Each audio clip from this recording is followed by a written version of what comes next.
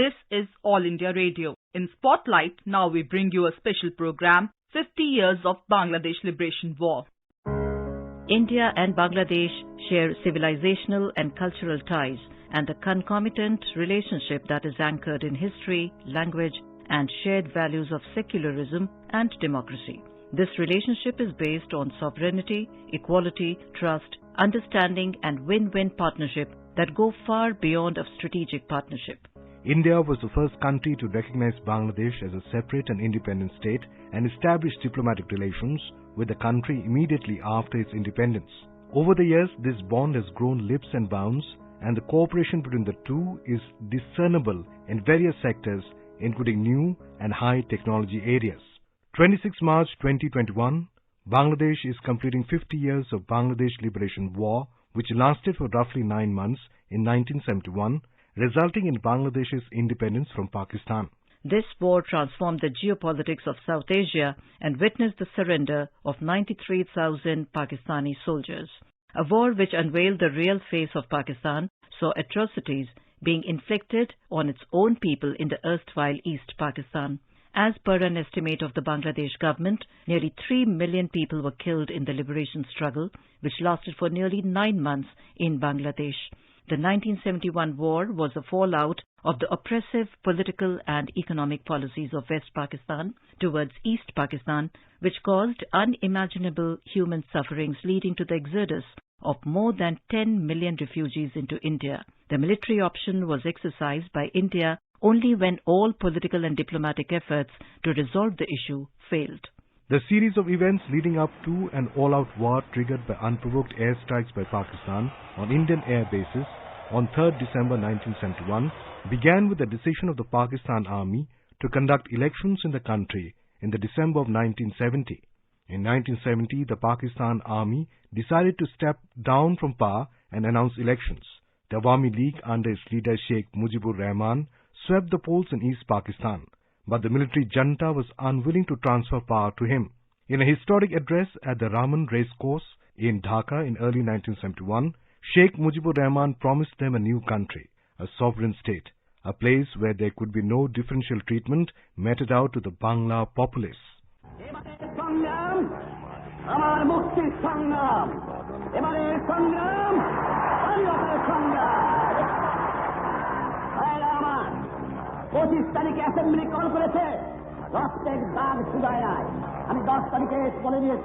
যে ওই শহীদের রক্তের উপর যে পাড়া দিয়ে আজ কৃষিতে মুজিবুর রহমান যোগদান করতে পারে না। জয় Bangla. Mukti Bahini, or the Mukti Forge, with an aim to realize the dream of a sovereign Bangla nation, was formed to follow up the dream of Sheikh Mujibur Rahman. The uprising in East Pakistan sent panic waves to the West Pakistan, which appointed Lieutenant General Tikka Khan as the administrator for the East Pakistan. Lieutenant General Tikka Khan organized a brutal crackdown in East Pakistan and is considered to be the chief architect of the Operation Searchlight. Operation Searchlight was a planned military operation carried out by the Pakistan Army to curb the Bengali nationalist movement in the erstwhile East Pakistan in March 1971. The long and torturous history left no scope of return, and the Bangla freedom struggle united everyone. Mukti Bahini, along with the support of common populace, controlled large areas of the country in the waterlogged countryside after Bangabandhu's call. The military reorganized itself after the monsoon and by September 1971 had reclaimed all the territory. The freedom fighters took refuge in India. They crossed the border and took shelter in India. Nearly 10 million people from East Pakistan took refuge in India in camps along the border. There were ordeals of massacres and rapes, while it was clear that the cost of looking out to the refugees was going out of the pocket of the Indian government. It was during this time that skirmishes between the Border Security Force and the Pakistan Army began. Steadily, both countries began inching towards a war. Lieutenant General Jagjit Singh Arora, who was to be later in charge of operations in East Pakistan in 1971, recalls, "The planning was done in good time because we had the time.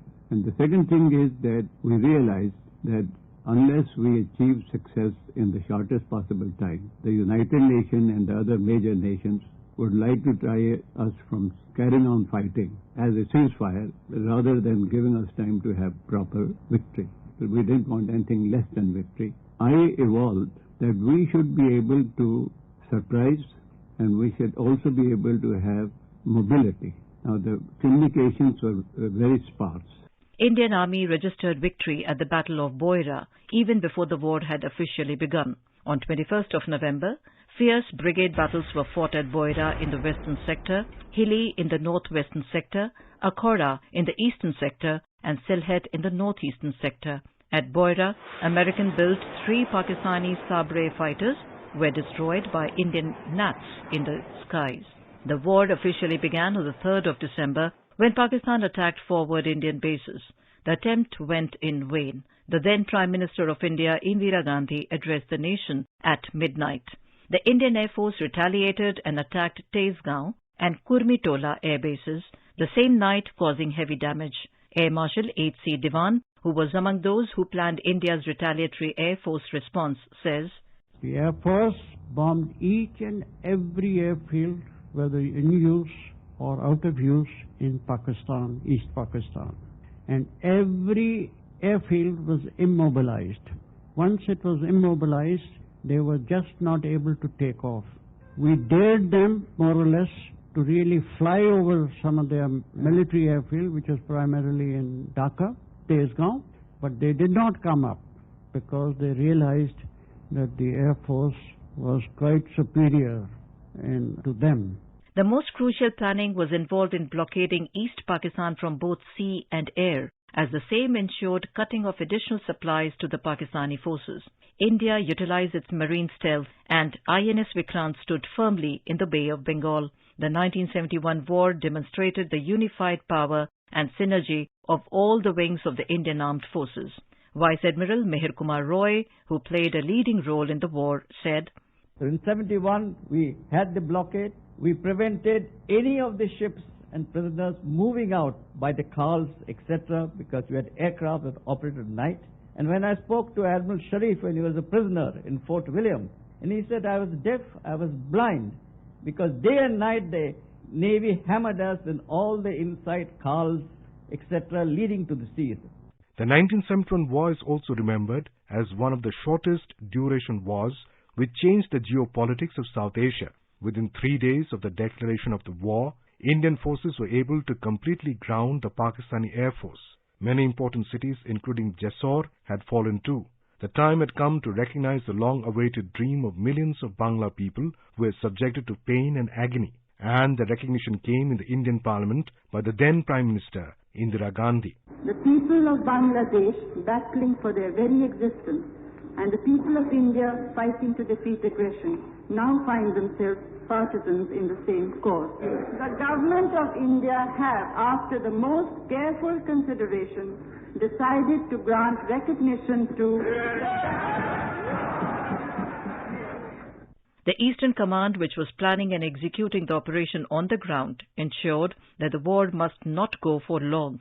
Any attempt by the Pakistani forces to retreat was thwarted. Displaying their indomitable spirit, the 41 Mountain Brigade took the control of Jenida, another important town in the southwestern part of the erstwhile East Pakistan. Displaying great military prowess, Lieutenant General Sagat Singh of the 4th Corps bypassed 45 towns of Komila and marched for Chandpur and Daukhandi. Then Chief of Eastern Command Lieutenant General J.F.R. Jacob. "We planned the campaign in such a manner so that we'd move fast and we would suffer the minimum casualties. To do this, we at Eastern Command selected our main objective to be Dhaka, and we then selected subsidiary objectives to assist in this. They were not towns, but communication centers and command and control centers. For example, in the western sector, we selected Magura and Faridpur. In the eastern sector, we selected Chandpur and Daudkhandi. On the eastern front, the Indian forces crossed Meghna River after a 36-hour-long airlift operation, as the bridge over it was destroyed by the retreating forces. The local population and the Mukti Bahini assisted the Indian forces with boats. We had, with Mukti Bahini, been able to achieve favorable situation as far as the civilian population is concerned. So wherever we went, they were there ready to help us. Whether they are rickshaws or they had country boats for crossing river, rickshaws for carrying our stuff. Pakistan planned to use its US-made submarine, PNS Ghazi, to attack INS Vikrant. Outsmarting the sinister plan, the Indian Navy was successful in hunting down the submarine near the coast of Visakhapatnam. Vice Admiral Prakash, who was on INS Vikrant, said, "Ship-like aircraft carrier is a very big target. And in fact, the whole honor of the Indian Navy was crystallized in this one target. I received message straight away that Ghazi sunk. Now it was a tremendous relief."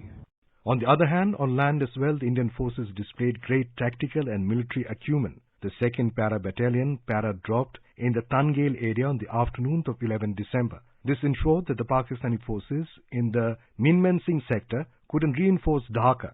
Once again, the Mukti Bahini and the local population played a crucial role in making this operation successful. The 7th American Fleet was approaching the Bay of Bengal. It became imperative to finalize the fall of Dhaka.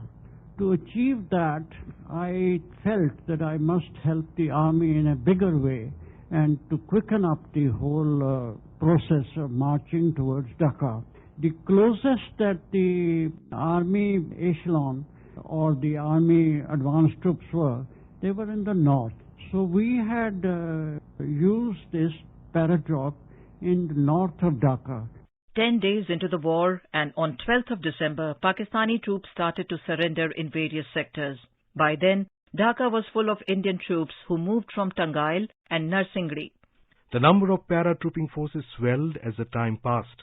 Soldiers from the 95 Mountain Brigade reached Joydepur, a suburb of Dhaka. Palping no point of return, Pakistani President Yahya Khan authorized East Pakistan governor to take all steps to end the fighting. The governor resigned after a crucial meeting. 2 days before the final surrender, General Niazi went to the U.S. Consul General to send a message to General Manekshaw asking for a ceasefire and safety of his troops. General Manekshaw agreed and asked the Pakistani army to surrender to his advancing troops. General Jacob on the developments. As we landed, I was received by the Pakistan Army Chief of Staff, plus there were the foreign press, the whole lot of them, as well as the United Nations representatives who offered us their good services to negotiate. I felt that they had no role in this surrender, so I thanked them, and I then proceeded on towards Niazi's headquarters. We had a lot of trouble in reaching Niazi's headquarters. Fighting was still going on in the bits of the town. We could hear the firing, and Mukti Bahini stopped us, and they wanted to attack Niazi's headquarters. I told them Niazi was about to surrender and there was no point in doing so. The instrument of surrender was signed at the Dhaka race course at 4:31 in the evening on the 16th of December. General Jacob arranged the surrender formalities. General Jagjit Singh Arora, who took the surrender talks about the memorable event. I had decided that we take the surrender in public view. So that's why the surrender was taken on the race course.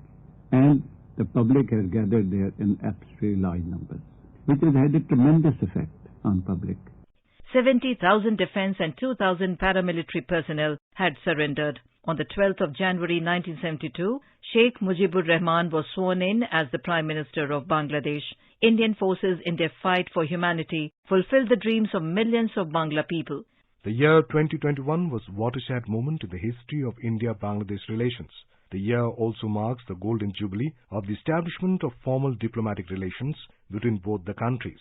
Bangladesh and India have a rock-solid relationship, further cementing the ties between the two countries as Bangladesh celebrates Mujib Borsho. The Gandhi Peace Prize for the year 2020 has been conferred on Bangabandhu Sheikh Mujibur Rahman by the Government of India.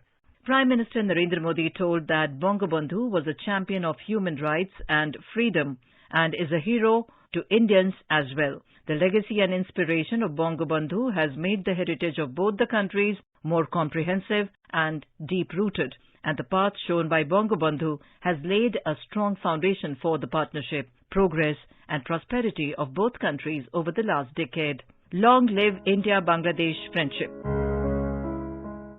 You were listening to a special program, 50 Years of Bangladesh Liberation War. This program was produced and presented by the News Services Division of All India Radio. You can listen to it on our mobile app, News on AIR. This program is also available on our website, newsonair.com.